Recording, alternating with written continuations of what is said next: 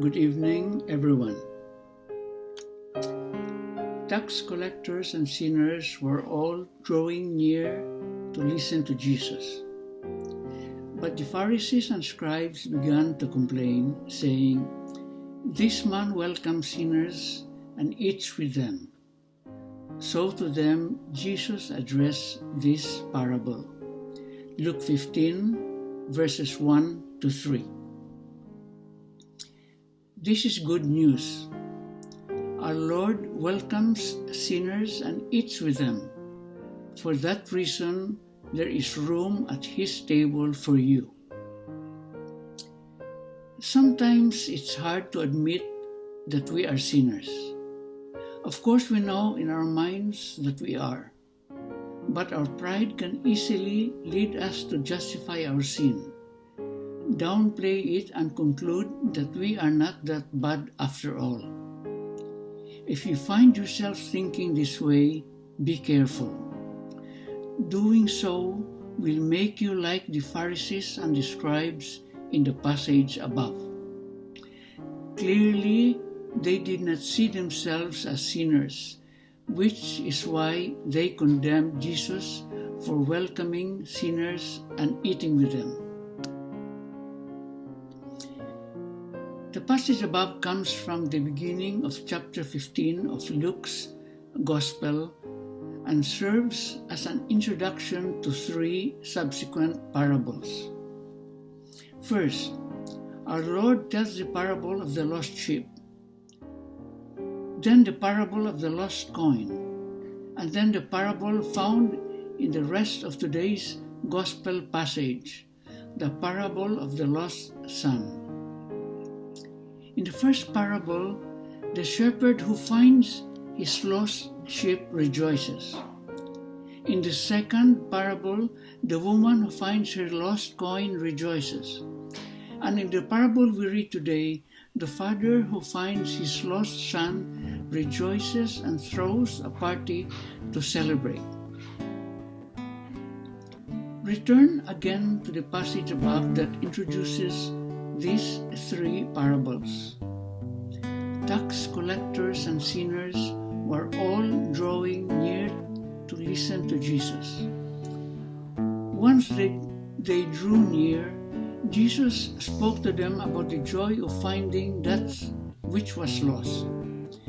Perhaps as Jesus initially spoke about the finding of the lost sheep and the lost coin, this would have resonated with these tax collectors and sinners to a certain degree. But then our Lord tells them the long and detailed story about this boy who disrespects his father, takes his inheritance, squanders it on illicit living, and ends up with nothing. The story expresses the confusion of this boy, his desperation, his guilt, and his shame. We learn of his interior thinking, reasoning, fears, and anxiety. As you ponder this parable, try to understand the effect that it would have had upon the tax collectors and sinners who all drew near to our Lord. They were spiritually hungry, just as the prodigal son was. They had a past full of regret, just as this boy. They were unsatisfied in life and were looking for a way out, just as this son of the loving father was.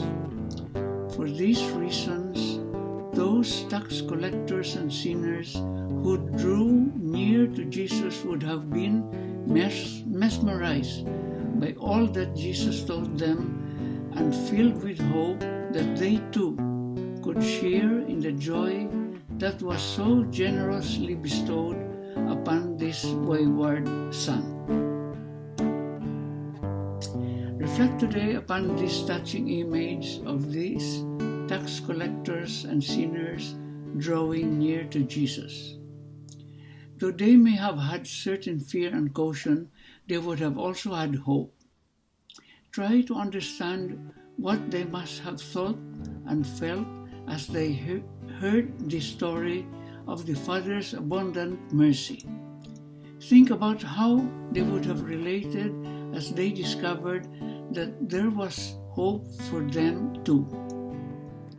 If you struggle with being like the scribes and Pharisees, reject the temptation.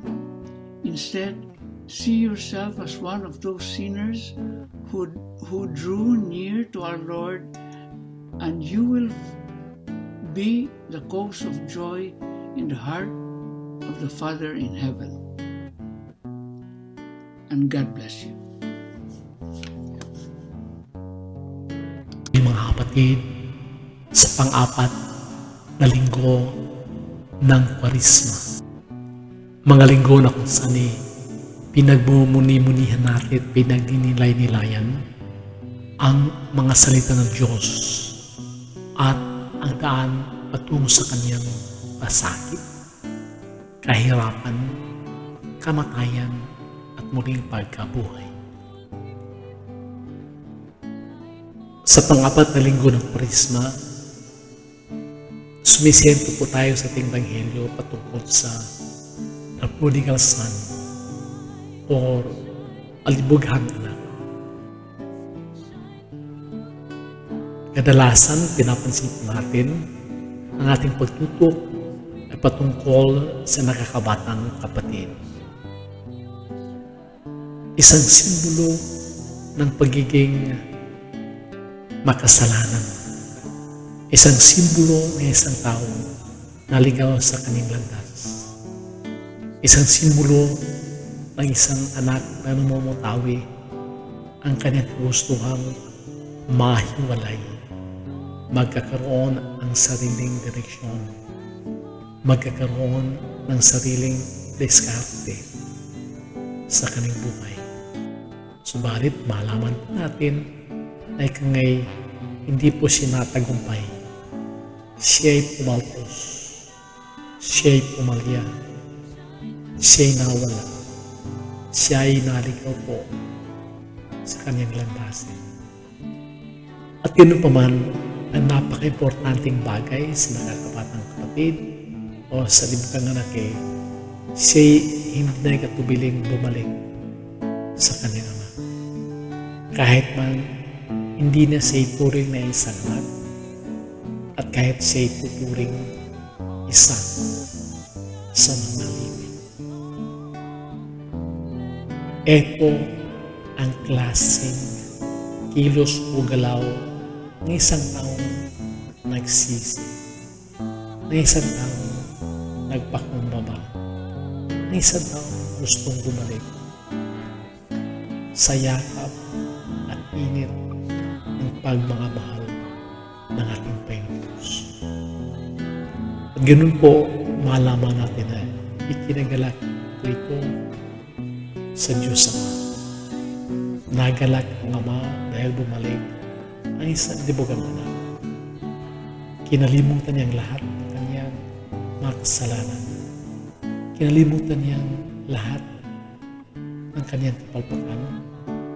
At siya'y tumutok, sumentro na siya'y mapabilang ulit, na siya'y makibahagi ulit sa kanyang karya. Kapuna-puna ang kilos ng nakakatandang kapatid dahil po'y siya'y nagkakaroon ng sama ng loob sa Diyos sapagkat hindi niya mapagtanto ang kanyang karunungan. Tinitingnan niya ang kanyang sarili na siya'y karapat-dapat.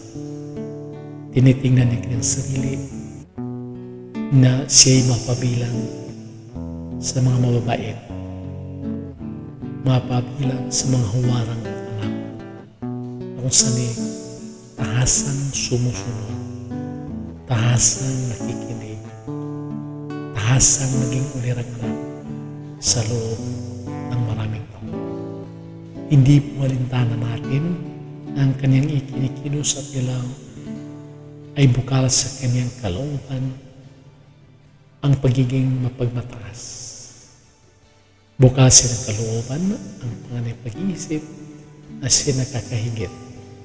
At bukasin ang kalooban na dapat siyang gantimpalaan, mabigyan ng pabor, mabigyan ng tutok, mabigyan puwang na napaka-importante at napakahalaga sa karyan ng kanyang ama.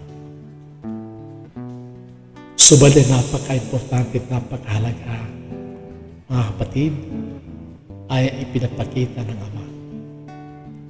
Ama na kung saan ay sinasabing tinatuguriang alibughang Ama.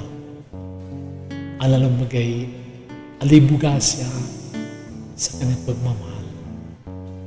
Alibuga siya sa kanyang pagkiling, pagtutok sa mga naligaw sa kanyang landas.